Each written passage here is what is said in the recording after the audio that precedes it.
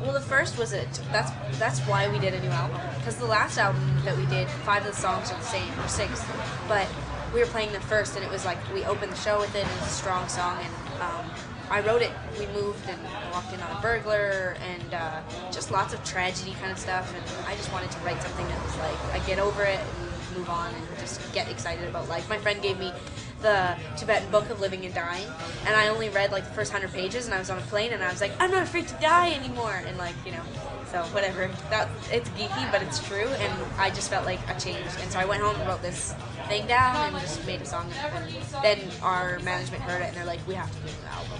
So I think that was the funnest song I think to do on the album, because you have to imagine, like, you know, like sitting in this tiny little nasty stinky room, and Sarah and Hoxley can't hear anything, and I've got the headphones on, it comes on, it's like blasting, and it's kind of like all like, I felt all like hip hoppy, like I was all going like this, and I was getting into it, and I laughed like through most of it, but it was definitely one of the most fun songs that we did. It was really fun.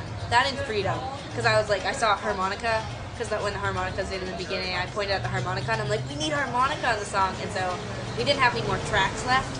So on Sarah's vocal track, when she wasn't singing, we just picked a time when there was no vocal, and we put the harmonica on.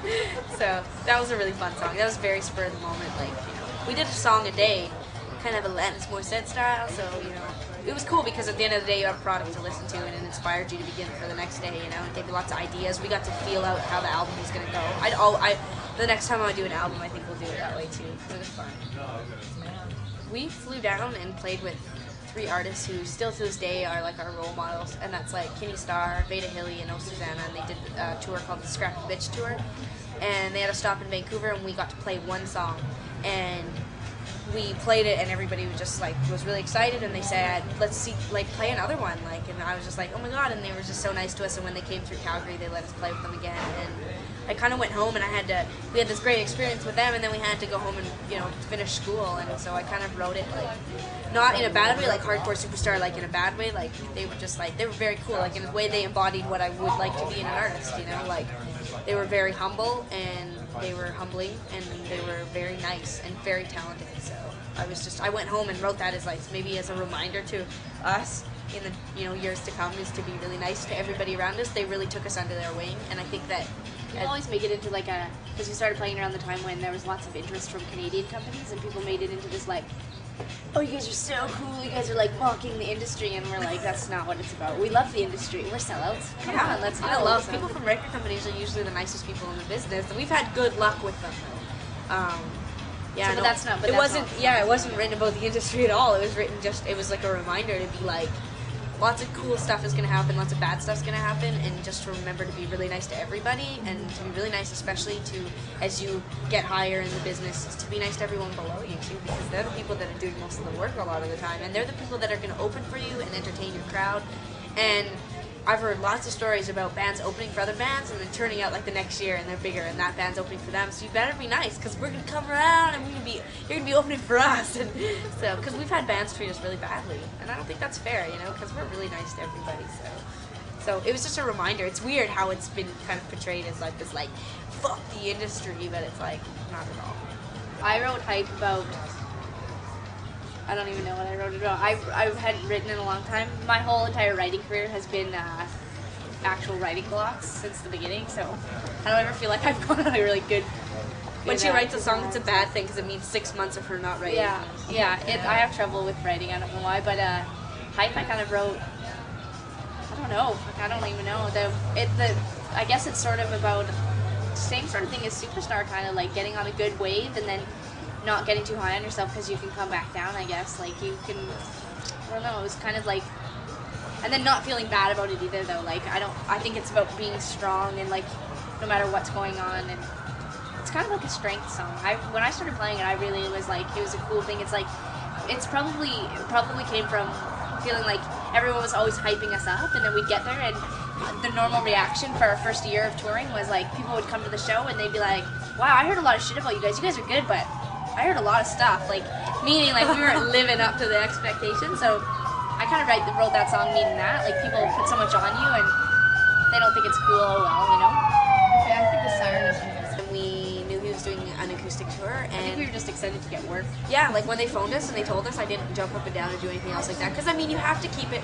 Reality is reality, and the reality of this situation is that it's we're the opener, and we've done lots of opening spots, and that means that not everyone's there to see you, and a lot of the time people do care, but a lot of the time they don't. It's good job. It's a good job for us because it gets us out to meet the retail and all those other things too.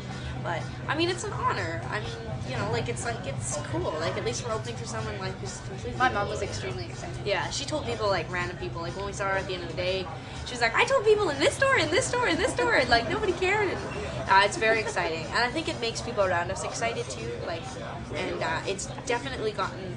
It helps us. It helps us get people interested in us because it's a vehicle to get us somewhere else. You know, every show we've ever played in a way has sort of like built on that. You know, we can use it to avoid not getting shows, I guess. Like Lilith Fair, we worked off that for like a month. We only played one show, but we were like, yeah, we're Tegan and Sara. Didn't you hear about us? We played Lilith Fair. And they'd be like, all right, you get a show. All right, we'll give you $500. So, yeah. Like, I love to play music, but as a career, like, if I wasn't doing this, it would be school for sure. And I have absolutely no idea. I wouldn't have gone to school, and I would. She'd be leeching off of me. Like, I have no idea. Like, I would have moved probably to Vancouver right away, probably, and I really don't know what I would do with my life. Like, I don't Gotten into hard drugs, and I would have been like the No. successful one. like I don't know. Like, I don't necessarily. I don't want to play music for the rest of my life. That's not the only thing. If it ended As a tomorrow, job, whatever. as a yeah, job, as like, a I job. think- Yeah, like I'll always play music, but if I wasn't playing music as a job, I have no idea because I don't really like anything. I just want to lay on the beach a lot of the time, you know. But I don't even like the sun, so a cold beach, not by water. That's what you want to lay It in is. the backyard in the sandbox. Pretty much, yeah. But not my backyard, and I don't want it to be sunny. So I don't know if I can work that out for you. I think you probably come from the right country though. Like Yeah. in Canada, you can probably lay in the backyard. yeah. So- Well, different parts of Canada, like Toronto's like hot. Like East Coast is really hot in the summer, and West Coast we're in Central Canada. Central Canada and Northern Canada is cold. But Vancouver, you know, it's basically like. What happened to the cute little kid that I used to know that wanted to work with polar bears in the Arctic Yeah, and stuff? that Why was do you my- have to be that's so what I first wanted to do. angsty now? I'm not angsty. I'd rather die. I'd rather lay in the street bleeding than do anything else.